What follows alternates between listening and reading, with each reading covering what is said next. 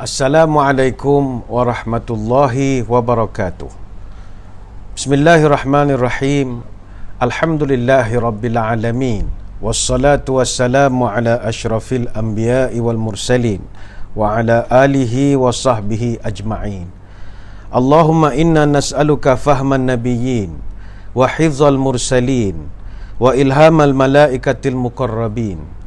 Allahumma aghnina bil ilmi wa zayyinna bil hilmi wa akrimna bit taqwa wa jamilna bil afiyah.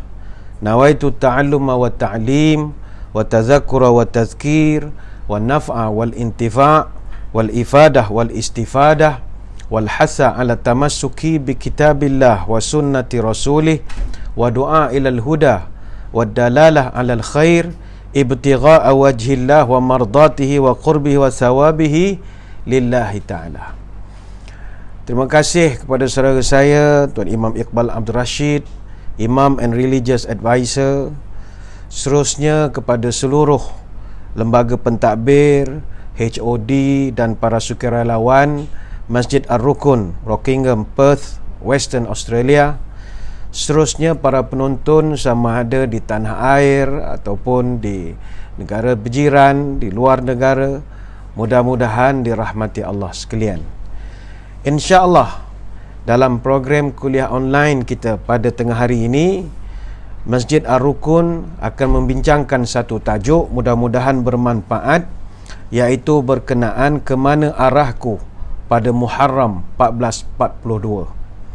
Hadirin hadirat yang dirahmati Allah, hari ini kita sudah pun berada pada 24 Muharram tahun 1442 Hijriah, bersamaan 12 hari bulan September tahun ke-2020 mengikut perhitungan tahun Common Era dan Anno Domini, yang juga tahun ke-20 dalam kiraan milenium ketiga, iaitu 1000 tahun yang ketiga bermula 1 Januari tahun 2001 dan akan berakhir 31 Disember tahun 3000.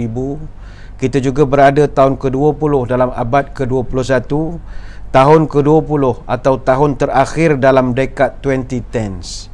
Begitu pantas masa berlalu, dan dari kiraan tahun Islam kita sudah pun berada pada tahun 1442. Bulan Muharram yang kita berada pada hari yang ke-24 pada hari ini adalah bulan yang sangat dimuliakan oleh Allah.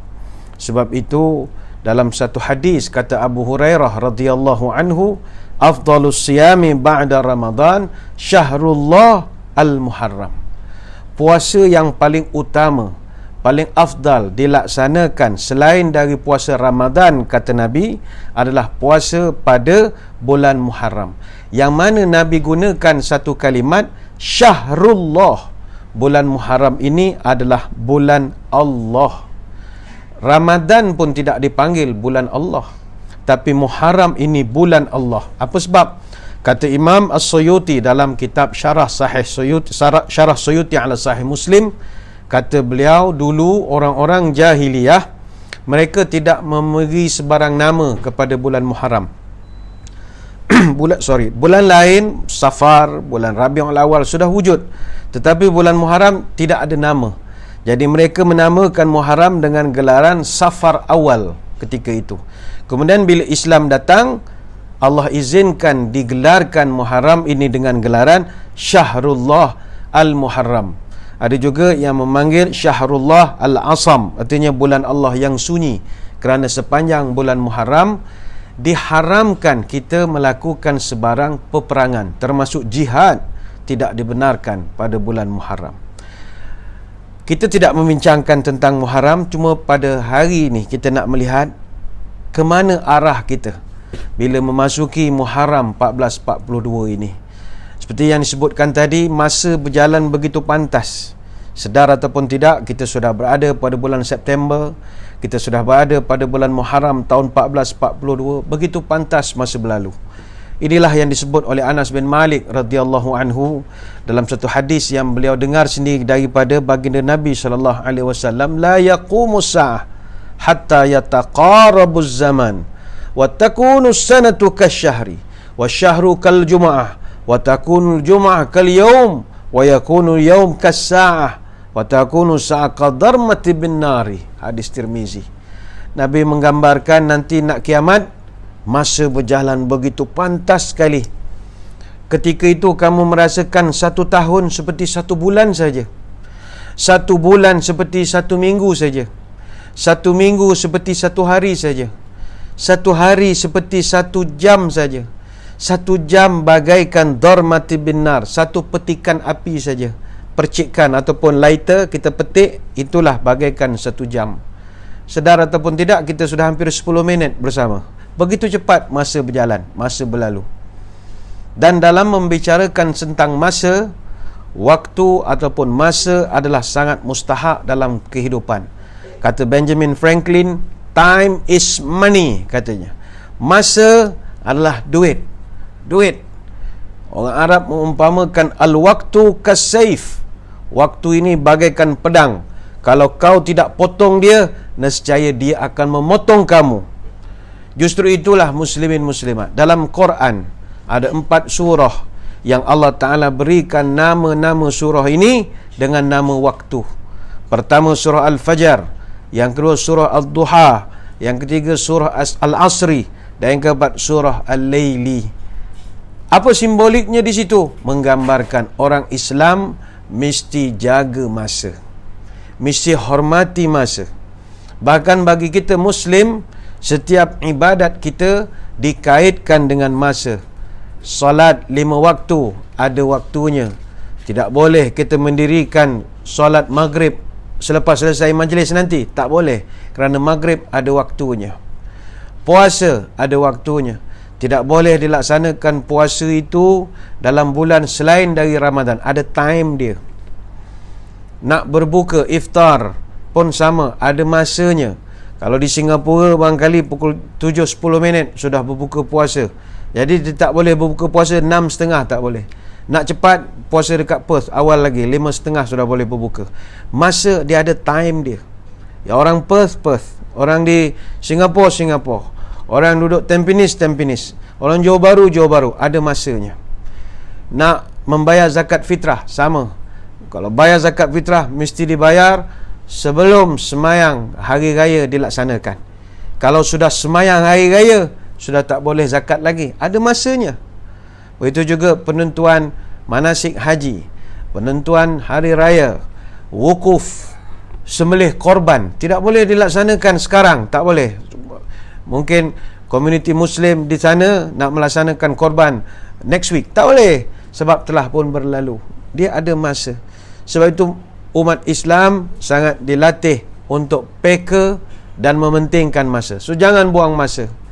Tapi sering orang sampai buat satu tamsilan, orang Islam dia adalah orang yang paling suka buang masa. Ini kita perlu buangkan. Kalau yang buang masa selalu orang Islam. Tak kira di Malaysia ke, di Singapura ke, di mana-mana. Kalau orang Islam sinonim dengan selalu lambat dan macam-macam lagi. Ini perlu kita sama-sama buangkan.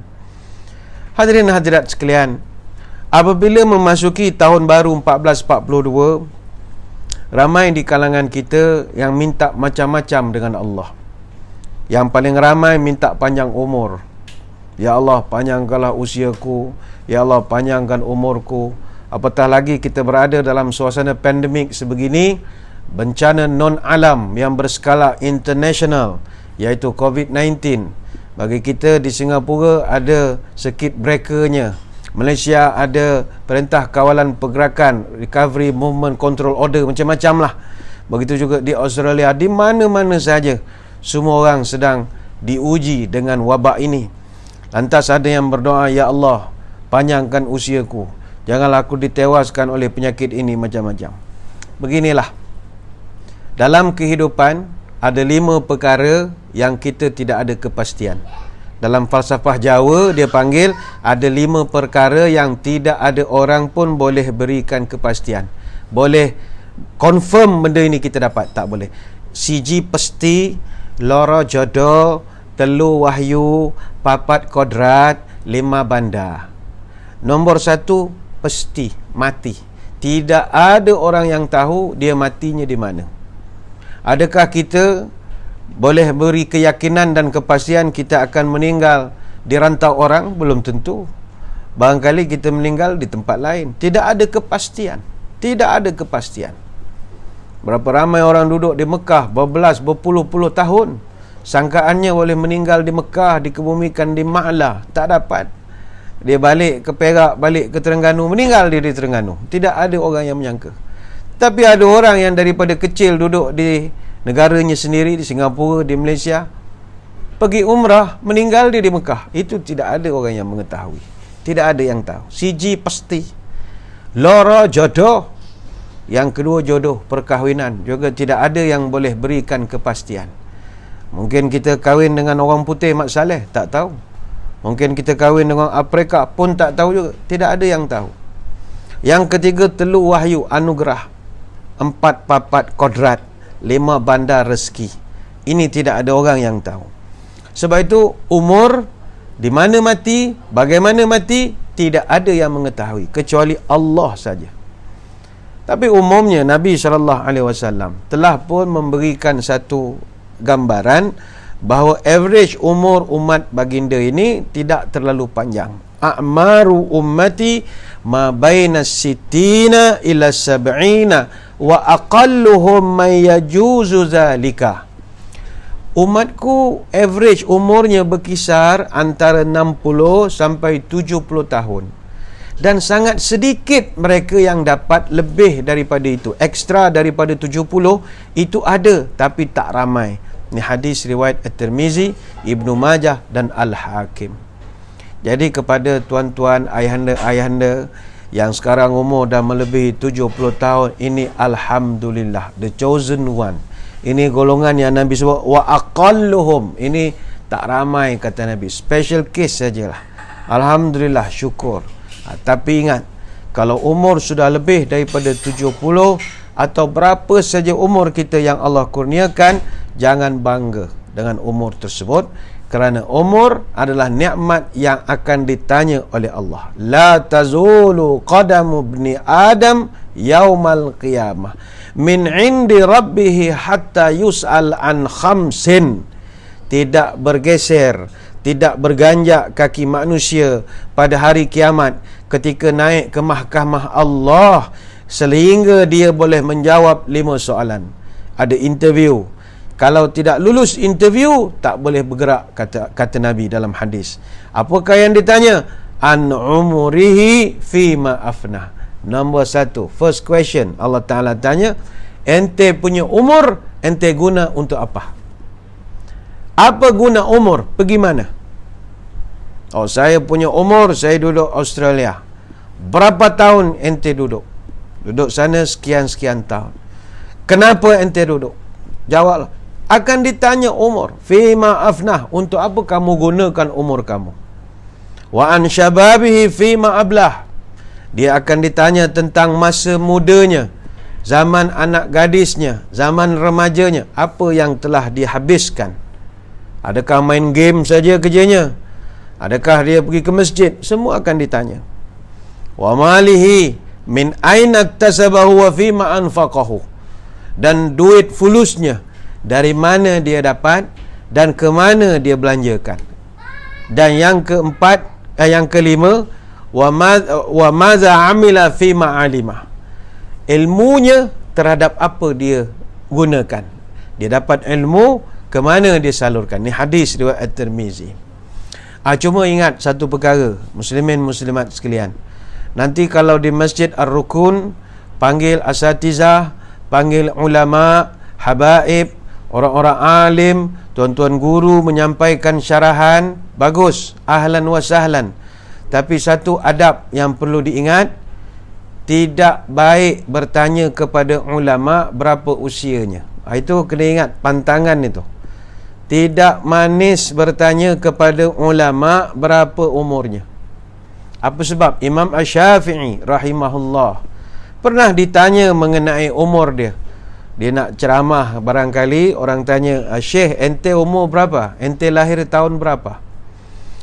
Maka apa jawab Imam Syafi'i? Laisa minal muru'ati an yukhbira ar-rajulu bisinnihi. Katanya bukanlah sikap yang bermaruah seseorang yang menceritakan kepada orang lain berapa umurnya. Itu tidak bagus, kata Imam Syafi'i. Sama juga Imam Malik rahimahullah. Pernah beliau ditanya, berapa umur ustaz? Katanya, aqbili ala sya'nika laisa minal muru'ati an yukhbira rajulu bisinnihi. Katanya, minta maaf, saya faham soalan kamu, tetapi bukan sikap yang bagus orang yang bercerita berapa usianya. Lantas jemaah hairan, tanya usia pun sensitif ke ustaz, apa masalahnya? Kata Imam Malik, li'annahu in kana saghiran istahqaruh wa in kana kabiran istahramuhu. Katanya bukan tidak mau di-share berapa usianya, tetapi kalau saya sebut umur saya, kalau terlalu muda, saya akan diremeh-remehkan. Tapi kalau usia terlalu tua, akan dianggap sudah nyanyuk, kata Imam Malik. Jadi kalau para asatizah, chairman, pengurusi majlis, tak perlu tanya ustaz berapa usia, tak perlu tanya, cari sendiri, research sendiri, Google ada, boleh Google sendiri, jangan ditanya-tanya. Kita pun tak perlu cerita kepada orang berapa usia. Sebab itu kalau ada orang tanya, ustaz, kalau orang tanya usia macam mana nak jawab? Pandai-pandailah kamu menjawab berapa usia. Ada setengah orang kalau saya tanya, uncle umur berapa?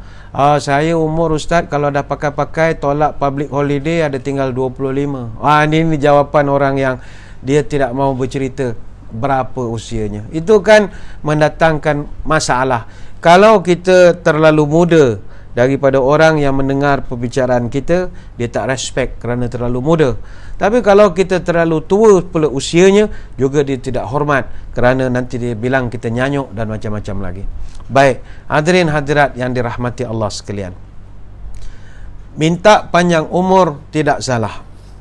Cuma Allah Ta'ala dalam Quran surah Al-Baqarah ayat 96, Allah Ta'ala menyindir orang yang selalu berangan supaya umurnya panjang dan tak mati-mati. Itu jangan, itu Allah Ta'ala sindir. Wala tajidannahum ahrasan nasi ala hayatim wa minal ladhina asyraku. Sesungguhnya wahai Muhammad, engkau akan dapati orang yang paling tamak terhadap kehidupan dunia ini melebihi daripada tamak halobanya orang-orang musyrik. Yawaddu ahaduhum law yu'ammaru alfasanatin. Antara tandanya, kata Allah, mereka sangat mahu sekiranya mereka dipanjangkan usia hingga boleh hidup 1000 tahun, kata Allah Ta'ala. Surah Al-Baqarah ayat 96. Bagi kita orang Islam, tidak salah minta umur panjang, tetapi biarlah umur itu panjang dalam ketaatan. Kalau rakan-rakan kita yang non-Muslim ataupun rakan-rakan kita yang bahasa Tionghoa, orang Cina, mereka memang doa umur panjang. Bagi rakan-rakan kita masyarakat Tionghoa, mereka kata kehebatan seorang manusia mesti ada 3 perkara, katanya. Syio, hok, lok, katanya. Apa makna syio? Umur mesti mau panjang. Kalau umur panjang, ini orang hebat. Yang kedua, hok, harta mesti mau banyak. Yang ketiga, lok, ada kekuasaan, power. Jadi ahli parlimen, jadi menteri. Itu orang yang hebat, mesti ada 3. Sebab itu ada orang yang memang Tuhan bagi panjang usia, tapi tak ramai. Dalam dunia ada satu orang yang meninggal beberapa tahun lepas. Dia catat rekod manusia moden paling panjang umurnya, Agnes Fenton. Dia meninggal dunia 24 Ogos tahun 2017. Berapa usianya? 112 tahun 13 hari. Lalu orang pun bikin kajian macam mana dia boleh panjang umur sampai hampir 113 tahun. Apa makanan dia? Hari-hari dia kayuh basikal ke? Hari-hari pergi gimnasium ke? Macam-macam kajian lah. Lalu orang tanya kepada dia, macam mana puan boleh umur panjang 100 tahun ketika itu? Yang ini bagi orang Islam itu tak sesuai lah kalau mau diikutkan. Katanya sejak umur dia 70 tahun, dia mengamalkan tiap-tiap hari minum 3 botol bir dan segelas scotch setiap hari. Birnya pun ada brand, katanya Miller High Life. Kalau Scott Johnny Walker Blue Label. Ini bukan iklan ni, tidak. Tapi bagi orang Islam, kalau orang kasih tahu, wah panjang umur mesti minum bir, itu jangan. Itu jangan. Kalau ajak minum bir, kita bilang biarlah dulu, biarlah dulu. Tak apa, tak ada masalah. Kita minum madu sajalah sama tonik herba. Tapi ialah ramai orang yang minta untuk dipanjangkan umur dan macam-macam lagi. Cuma Nabi SAW dia mengajarkan kepada kita umat Islam, kalau mau doa, salah satu doa yang baik untuk diminta adalah doa supaya jangan diberikan umur yang terlalu panjang hingga menyebabkan nyanyuk. Itu jangan, nyanyuk. Sampai Nabi ajarkan satu doa, Allahumma inni a'udzubika minal ajzi wal kasali wal jubni wal harami. Ya Allah, aku berlindung padamu dari jadi orang yang lemah. Aku berlindung dari jadi orang yang malas. Aku berlindung jadi orang yang penakut. Dan aku berlindung dari jadi orang yang tua nyanyuk. Hadis riwayat Al-Bukhari. Tua okey, kita khawatir diberikan nyanyuk. Itu susah hati. Kalau sudah nyanyuk, nanti dia tak pakai seluar pun dia tak tahu. Kesian. Dia jalan pergi masjid, pergi kedai, rupanya seluar tak pakai. Dia sudah, fikirannya sudah nyanyuk. Sebab itu orang nyanyuk tidak diwajibkan lagi berpuasa. Cukup membayar dia fidyah saja tanpa perlu digantikan. Apa sebab? Orang nyanyuk kalau berpuasa, nescaya kacau lagi puasanya. Nanti waktu asar dia dengar azan, nanti dia berbuka, iftar. Nanti anak-anak tanya, kenapa bapak berbuka? Itu sudah azan. Oh, itu azan asar. Tak apalah, janji azan saja. Dia dah, fikirannya dah tak betul lagi. Sebab itu Nabi doa, jangan sampai tua yang terlampau tua sehingga menyebabkan nyanyuk. Cuma masalah, apabila kita diberi Allah usia yang panjang, ramai orang lupa diri. Ramai yang lupa diri. Sehingga Nabi pesan, la yazalu qalbul kabir syaban fisnatain. Orang yang makin meningkat usianya, walaupun fizikalnya nampak dah berumur, janggut semua dah nampak kedut-kedutnya, tapi la yazalu qalbul kabir syaban fisnain. Tapi hatinya sentiasa muda dalam dua perkara. Walaupun dah putih semua, tapi hati mesti muda dua perkara. Apakah perkara itu? Kata Nabi, fi hubbid dunya wa tulil amal. Nombor satu yang paling sentiasa ada dalam hati adalah cinta kepada dunia. Cinta, mau cari harta lagi, mau cari wang lagi, masih mau bekerja lah, masih cari. Dia dah tak spend masa untuk diri dia. Dia lebih kepada cari wang, tak tahu apa mau bikin. Kerja, itu masih ada dalam hati. Yang kedua, panjang angan-angan, wa tulil amal. Terlalu berangan, kalau boleh umur biarlah sampai 1000 tahun. Ini hadis riwayat Imam Bukhari. Padahal bila kita tengok kepada orangnya, uban sudah selalu gugur, gigi sudah mula bertabur, kulit sudah makin kendur, mata sudah makin kabur, rumah kata pergi, kubur kata mari. Akhirnya dia tidak mau mengaku bahawa dia sudah berumur, lalu dia pun kiwi dia punya rambut. Dia taruh hitam. Ini mesti mau ingat. Orang yang diberi usia meningkat, uban makin banyak, jangan diubah rupa kita itu. Jangan diubah. Kata Ibnu Abbas, yakunu qaumun yakhdibuna fi akhiriz zamani bis-sawadi kahwasilil hamami la yarihuna raihatal jannah. Nanti bila mau kiamat, kamu akan dapati ada satu kaum yang mewarnakan rambut mereka dengan warna hitam, kata Nabi, bagaikan dada burung merpati, pigeon. Mereka ini tak kubenarkan mencium harumnya bau surga. Hadis dalam Musnad Imam Ahmad. Jadi kalau sudah putih, jangan didaikan warna hitam. Ada orang tanya, Habis Ustaz, kalau selain daripada hitam boleh? Ini ada perbahasan ulama. Selain dari hitam dibenarkan. Warna hitam tidak dibenarkan. Dalilnya ada satu riwayat daripada Jabir bin Abdullah radhiyallahu anhu, ketika Nabi peristiwa Fathu Mekah, utiya bi Abi Quhafah yauma fathi Mekah wa ra'suhu wa lihyatuhu katsaghamati bayadha. Kata sahabat, ketika Fathu Mekah, Abu Quhafah datang. Abu Quhafah ni ayah kepada Abu Bakar As-Siddiq radhiyallahu anhu, dan dia tidak masuk Islam. Dia hanya masuk Islam selepas Fathu Mekah 8 Hijrah. Jadi ketika Nabi datang Fathu Mekah, datanglah Abu Quhafah, ayah kepada Abu Bakar, dan Nabi tengok rambutnya putih saja. Rambutnya putih. Jadi Nabi marah. Kata Nabi, ghairu hadza bi syai'in wajtanibu sauda.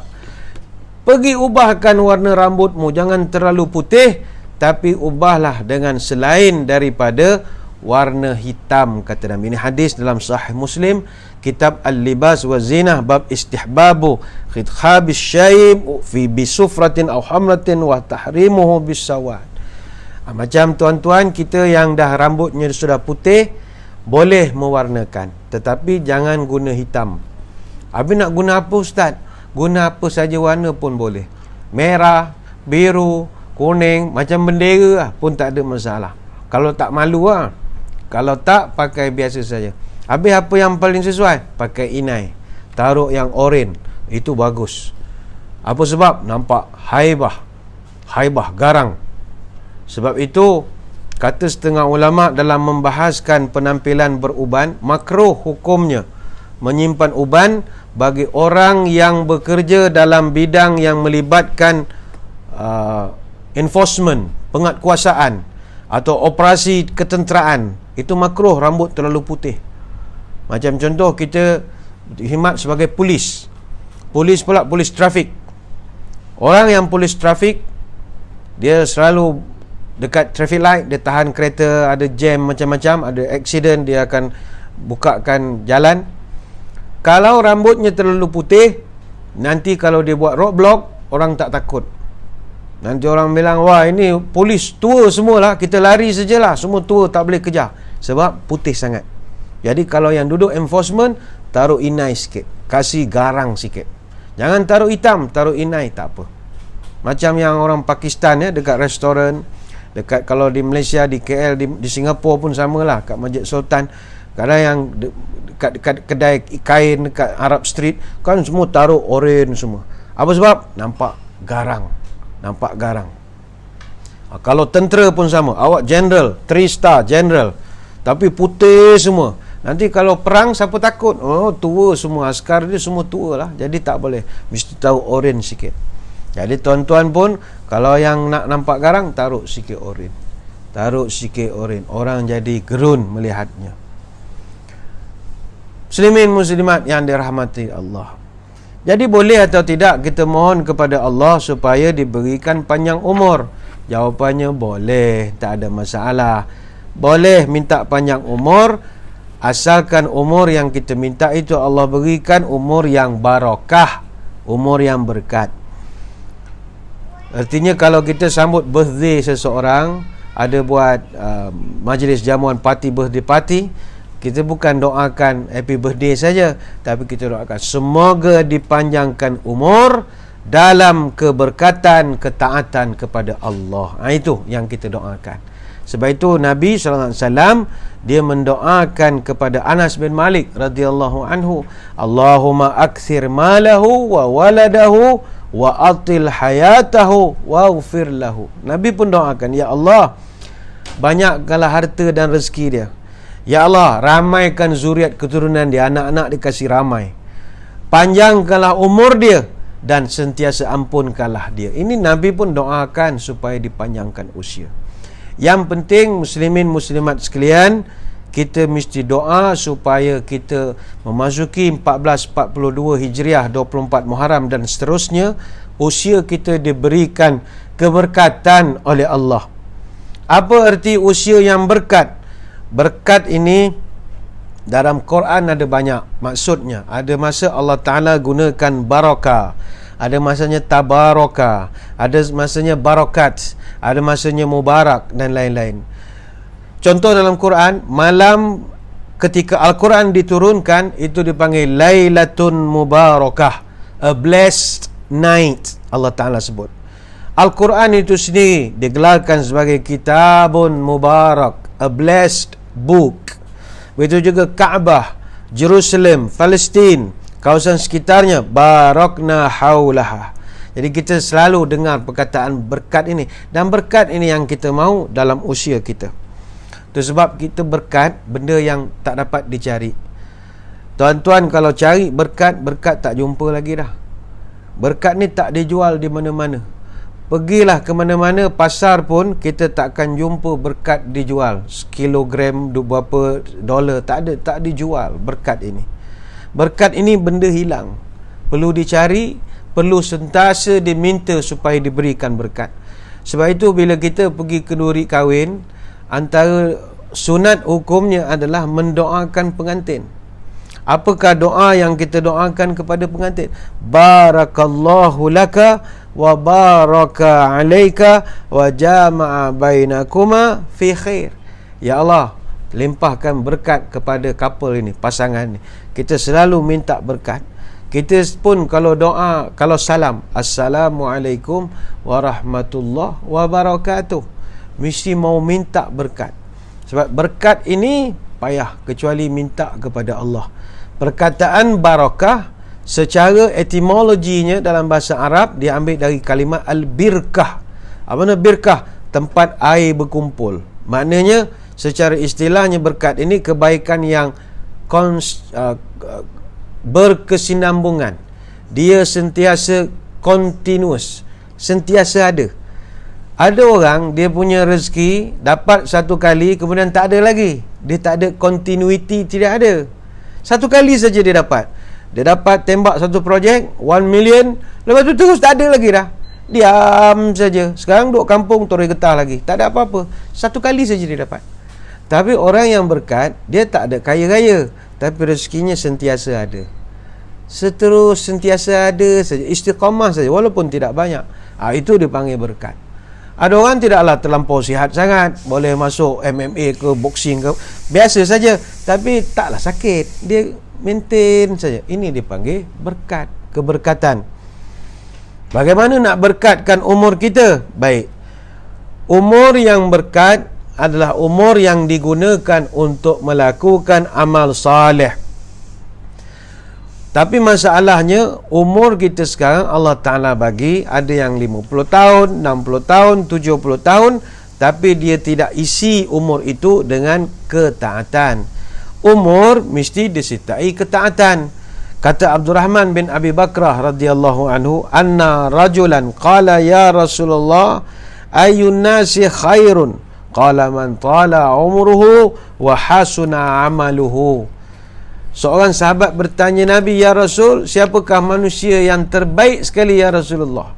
Maka Nabi jawab, orang yang paling baik sekali adalah orang yang panjang umurnya dan baik amalnya. Sebab itu dalam Masjid Ar-Rukun sekarang, siapa orang paling baik? Belum tentu imam orang paling baik. Kata Nabi, orang yang paling baik, orang yang paling senior di kalangan kamu. Dengan catatan, dia beribadat. Kalau dia senior, umurnya sudah senior tetapi belum beribadat, itu bukan orang baik. Qala fa ayyun nasi syarrun? Qala man tala umruhu wa sa'a amaluhu. Sahabat bertanya lagi, siapakah orang yang paling buruk sekali orangnya ya Rasulullah? Nabi menjawab, orang yang paling buruk sekali adalah orang yang umur panjang tapi amal ibadahnya kosong, zero. Ini hadis riwayat Imam Ahmad. Sebab itu tuan-tuan sekalian, orang yang umur panjang ni adalah satu nikmat dan bukan semua orang dapat nikmat ini. Apa sebab? Setiap kali umur kita bertambah, maka pahala kita automatik akan bertambah juga. Ada satu riwayat, kata Abu Hurairah, Nabi pernah bertanya, ala unabbiukum bi khairikum, maukah kamu aku beritahu siapakah orang yang paling baik di kalangan kamu? Qalu na'am ya Rasulullah, of course kami nak tahu ya Rasulullah. Maka kata Nabi, khiyarukum atwalukum a'maran wa ahsanukum a'mala. Orang yang paling baik di kalangan kamu adalah orang yang paling panjang umurnya, dan di kalangannya itu yang paling baik amalnya, itulah yang terbaik. Hadis riwayat Imam Ahmad. Ada satu riwayat daripada Ahmad bin Shaddad radhiyallahu anhu, dia bercerita, laisa ahadun afdalu indallahi min mu'minin yu'ammiru fil Islam litasbihihi wa takbirihi wa tahlilihi. Nabi menyebut tidak ada orang yang paling Allah cinta melainkan orang yang Allah beri dia umur panjang, tapi dia gunakan umurnya itu untuk bertasbih, bertakbir dan bertahlil. Ingat, setiap kali umur kita dipanjangkan, itu bererti peluang untuk kita menambah ibadat. Kata Talhah bin Ubaidillah, ini ada satu kisah berlaku di zaman Nabi. Ada dua orang laki-laki dari puak suku Qudha'ah. Mereka datang berjumpa dengan Nabi SAW, dan dua-dua ni masuk Islam. Masuk Islam, Alhamdulillah. Salah seorang daripada yang masuk Islam ini orang yang aktif, selalu buat program ceramah online lah, macam-macam lah, diaturkan syarahan, bagus orangnya, begitu komit sekali dengan aktiviti agama. Dan dia juga berani terlibat dalam peperangan sehingga dia mati syahid dalam satu peperangan. Summa makasal akharu ba'dahu sanatan summa tufiya. Jadi bila kawan yang pertama sudah meninggal mati syahid, kawan dia yang kedua masih hidup 1 tahun. Selepas 1 tahun, dia pun tufiya, meninggal dunia juga akhirnya. Qala Talhah, fara'aitu fil manam baina ana inda babil jannati idza ana bihima. Kata Talhah, selepas dia meninggal waktu malam, saya bermimpi sedang berada di depan pintu surga. Dan saya heran, saya nampak kedua-dua laki-laki itu berdiri juga di depan surga, depan pintu surga. Cuma yang peliknya, kata Talhah bin Ubaidillah, fa kharaja kharijun minal jannati fa'azina lillazi tuwfiya al-akhiru minhuma thumma kharaja fa'azina lillazi ishtuhida. Kata Talhah, tiba-tiba saya nampak yang dua orang berdiri depan surga, lalu mengizinkan orang yang mati kemudian untuk masuk terlebih dahulu, kemudian barulah abangnya yang mati syahid dibenarkan. Talhah jadi hairan, lantas berjumpa dengan Nabi SAW. Dia pun bercerita, ya Rasul, malam tadi saya mimpi dua orang ini masuk surga, tapi heran kenapa adik masuk duluan, kenapa bukan abang? Sebab kan abangnya itu orang yang aktif masjid, selalu buat kelas pengajian, selalu aturkan syarahan, selalu buat kuliah, mati syahid lagi. Tapi kenapa adiknya duluan masuk surga ya Rasulullah? Maka lantas Nabi tanya kepada Talhah, min ayyi zalika ta'jabun? Talhah, apa yang kamu herankan? Apa yang menyebabkan kamu jadi pelik? Ini perkara biasa saja, kata Nabi. Apa sebab engkau heran? Faqala Rasulullah sallallahu alaihi wasallam, alaysa qad makasa hadza ba'dahu sanatan? Cuba kamu fikir, bukankah adiknya tadi meninggal 1 tahun selepas abangnya meninggal? Qalu bala, benar ya Rasulullah, kata sahabat. Abang mati dulu, adik mati 1 tahun kemudian. Wa adraka ramadhana fasamahu wa shalla kaza wa kaza min sajdatin fi sanah. Cuba kamu fikir, dalam masa setahun dia berpisah dengan abangnya, bukankah dia ketemu dengan bulan Ramadan? Benar ya Rasulullah. Bukankah dia puasa pada bulan Ramadan? Benar ya Rasulullah. Bukankah dia tarawih pada bulan Ramadan? Benar ya Rasulullah. Bukankah dia ibadah macam-macam dalam setahun selepas kematian abangnya? Benar ya Rasulullah. Fama bainahuma ab'adu mimma bainas samai wal ardh. Maka kata Nabi, jarak antara abang dengan adik bagaikan jarak antara langit dengan bumi. Hadis riwayat Ibnu Majah. Maknanya tuan-tuan, katakanlah kita umur panjang, kita ada kemungkinan masuk surga lebih cepat daripada kawan-kawan kita yang telah meninggal. Sebab apabila mereka meninggal dunia, mereka sudah tidak beramal lagi. Tetapi kita sampai saat ini masih lagi beramal. Jadi ada kelebihan. Jangankan perbezaan kematian 1 tahun, beza kematian 40 hari pun sudah boleh mengangkat darjat manusia. Ada satu riwayat daripada Amir bin Sa'ad bin Abi Waqqas radhiyallahu anhum. Dia bercerita hampir kisah yang sama. Ada 2 beradik meninggal dunia dalam jarak 40 hari. Fazukirat fadilatul awwali inda Rasulillah. Maka para sahabat pun sibuklah bercerita kebaikan arwah ni di hadapan baginda Nabi, yang meninggal sebelum adiknya meninggal. Bila dia cerita arwah ni dulu bagus orangnya, aktif di masjid, tak tinggal, atur syarahan macam-macam, Nabi diam saja. Selepas selesai, Nabi pun bertanya, alam yakun akharu musliman? Qalu bala ya Rasulullah wa kana la ba'sa bihi. Nabi tanya, kamu ni cerita abangnya hebat lah, abangnya suka syarahan lah, datang masjid lah, apa masalah? Dia punya adik tu bukan Islam ke? Jawab sahabat, Islam ya Rasulullah, bahkan wa kana la ba'sa bih, dia pun hebat juga orangnya, tapi tak boleh lawan abang dia. Apa jawab Nabi? Wa ma yudrikum ma balagat bihi salatuhu. Tahukah kamu darjat yang diraih dengan sebab semayangnya? Selepas abangnya meninggal, adiknya masih semayang. Jadi semayangnya itu, solatnya itu telah menghapuskan banyak kesalahan dia. Innama mathalus salati kamathali nahrin ghamrin azbin bibabin ahadikum yaqtahimu fihi kulla yawmin 5 marrat.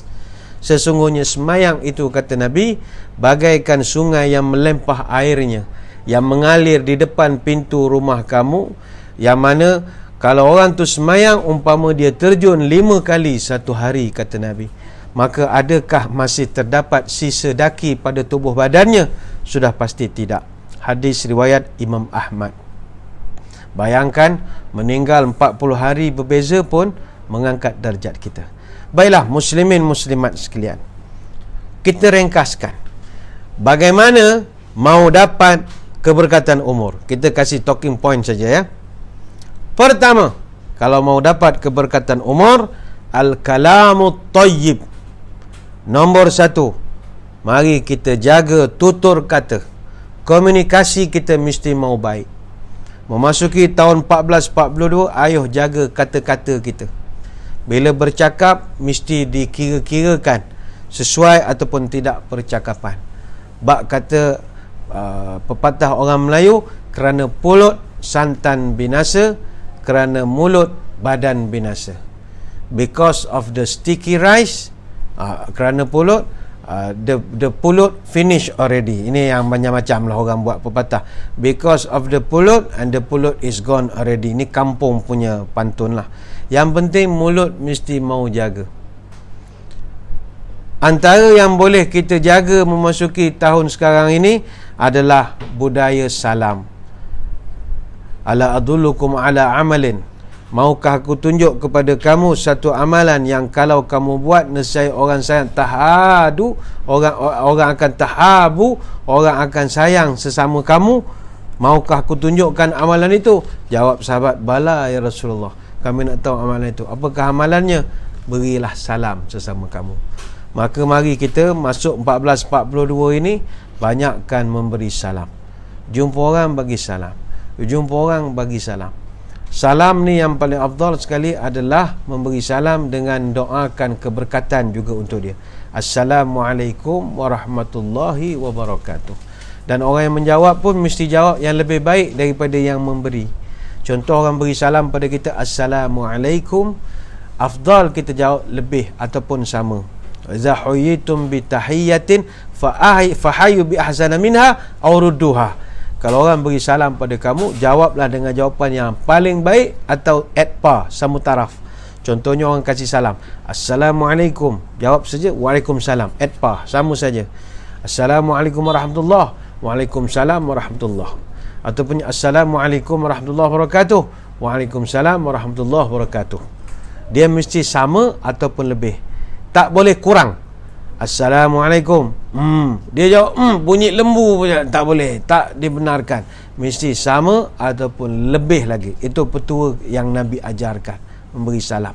Yang kedua, para ulama menyatakan dalam kita memasuki tahun baru ini, al-mudawamah wal istiqamah, iaitu kita mesti ada konsisten dan teguh pendirian.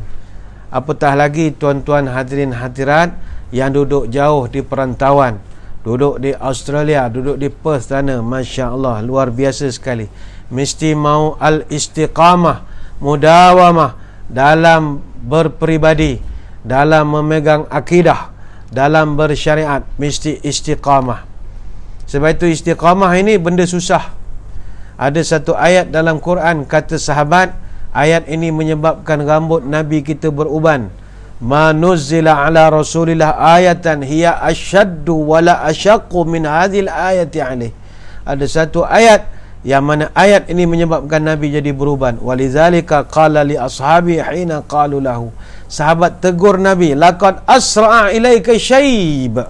Ya Rasulullah, cepatnya Tuhan banyak uban di kepala kamu. Apa cerita ya Rasulullah? Apa Nabi jawab? Syayyabatni Hud wa akhwatuha. Saya diberikan uban, atau surah Hud telah membuatkan rambut saya beruban. Hadis riwayat At-Tirmizi. Kenapa surah Hud menjadikan rambut Nabi beruban?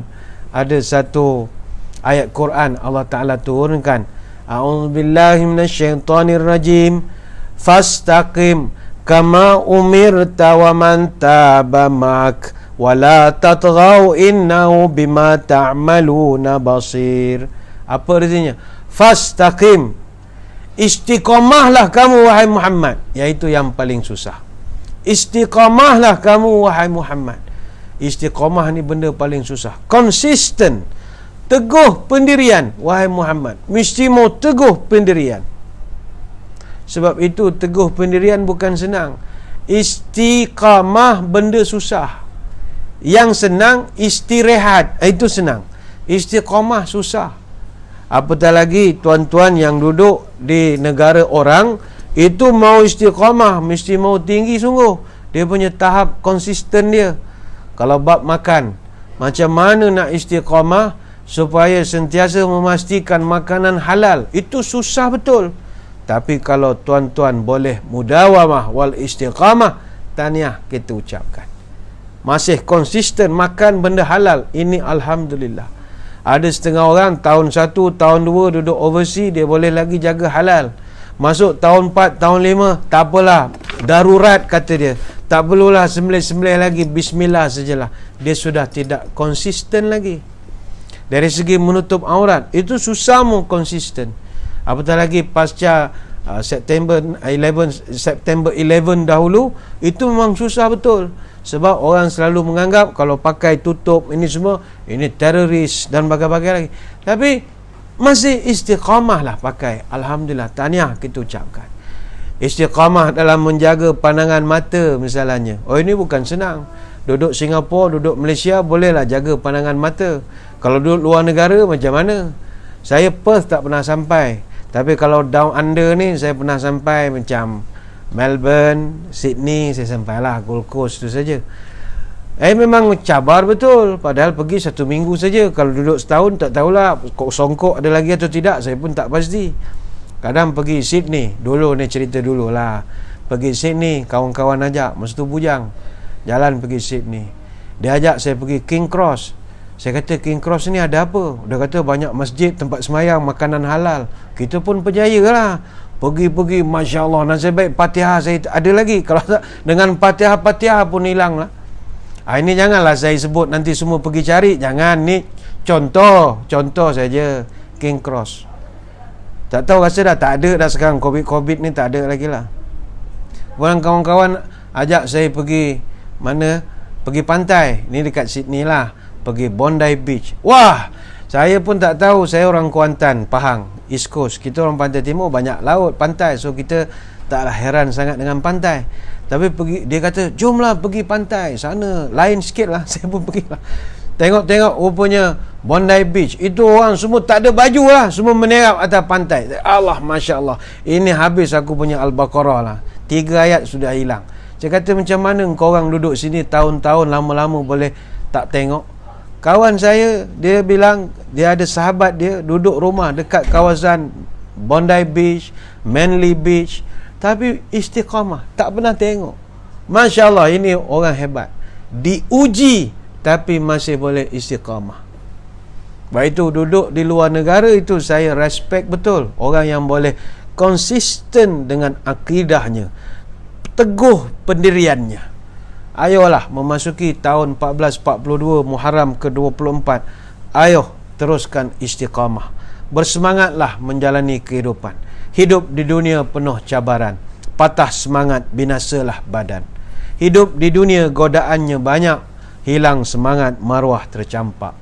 Hidup di dunia banyak masalah. Lemah semangat, hidupkan susah. Kalau semangat sudah layu, masuk gelanggang mendapat malu.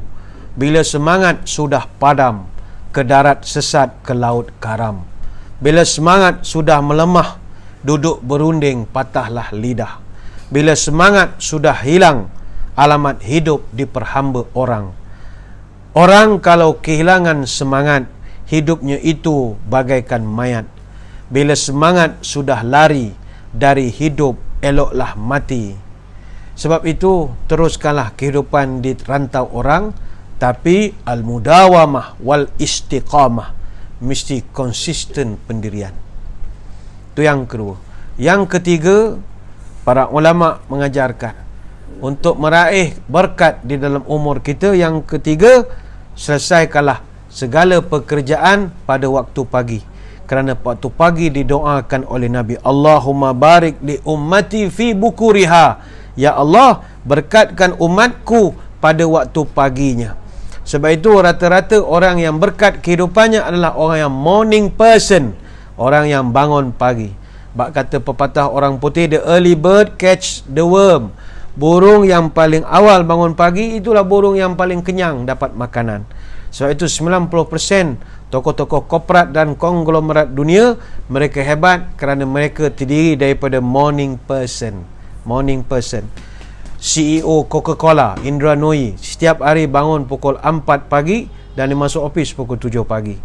CEO Walt Disney, Bob Iger, bangun jam 4.30 pagi, dia sudah pergi office. Begitu CEO Twitter, 5.30 pagi sudah bangun. Bagaimana dengan kita? Ingat, Benjamin Franklin pernah pesan, early to bed, early to rise, make a man healthy, wealthy and wise. Bangun pagi, pergi kebun membuang duri, bawa bekal rendang ketupat. Kalau bangun meninggi hari, jangan dikesal, hidupkan merempat. Itu yang ketiga. Yang keempat, yang terakhir, untuk kita dapatkan keberkatan dalam kehidupan, jaga solat, jaga semayang. Semayang jangan tinggal. Orang yang meninggalkan semayang, Allah Ta'ala tarik keberkatan rezeki.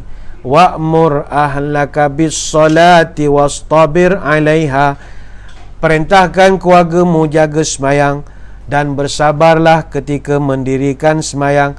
La nas'aluka rizqa, kerana bukan aku yang minta duit dengan kamu, kata Allah Ta'ala. Nahnu narzukuka, aku yang beri kau rezeki. Wal aqibatu lil taqwa, dan aku akan berikan penghabisan yang baik kepada orang-orang yang bertakwa. Maka muslimin muslimat yang dirahmati Allah sekalian, begitulah sedikit sebanyak sembang-sembang kita pada kesempatan tengah hari ini. Saya sekali lagi mengucapkan ribuan jutaan terima kasih kepada lembaga pentadbir, HOD, para sukarelawan Masjid Ar-Rukun di Rockingham, Perth yang sudi mengundang saya mengadakan syarahan pada kesempatan tengah hari ini. Kepada rakan setugas Ustaz atau Imam Iqbal Abdul Rashid, selamat menjaga masjid, menjagakan kehidupan beragama masyarakat Islam di sana. Moga-moga tajuk ke mana arahku pada Muharram 1442 pada tengah hari ini dapat kita hayati bersama. Dan sebelum berpisah, marilah kita menadahkan tangan berdoa. Moga majlis kita sama-sama diberkati oleh Ilahi mudah-mudahan. A'udzubillahi minasyaitonirrajim. Bismillahirrahmanirrahim. Allahumma salli wa sallim ala Sayyidina Muhammad salatan tukhrijuna biha min zulumatil wahmi. Allahumma tawil umurana wa sahih ajsadana wa nawir qulubana wa thabit imanana wa ahsin a'malana wa wasi' arzaqana wa ilal khairi qaribna wa 'anil syarri ab'idna wa qdi hawaijana fid dini wad dunya wal akhirah innaka ala kulli syai'in qadir. Ya Allah, panjangkanlah umur kami, sihatkanlah tubuh badan kami, terangkanlah hati kami, tetapkanlah iman kami, elokkanlah amalan kami, luaskanlah rezeki kami, dekatkanlah kami dengan kebaikan, jauhkanlah kami dari kejahatan, Kabulkanlah segala doa kami sama ada dalam urusan agama, dunia ataupun akhirat. Subhanakallahumma wa bihamdika nashhadu an la ilaha illa anta nastaghfiruka wa natubu ilaik. Wa sallallahu ala sayyidina Muhammadin wa ala alihi wa sahbihi wa baraka wa sallam. Walhamdulillahi rabbil alamin. Sekadar itu, wabillahi taufik wal hidayah. Wassalamualaikum warahmatullahi wabarakatuh. Wallahu a'lam.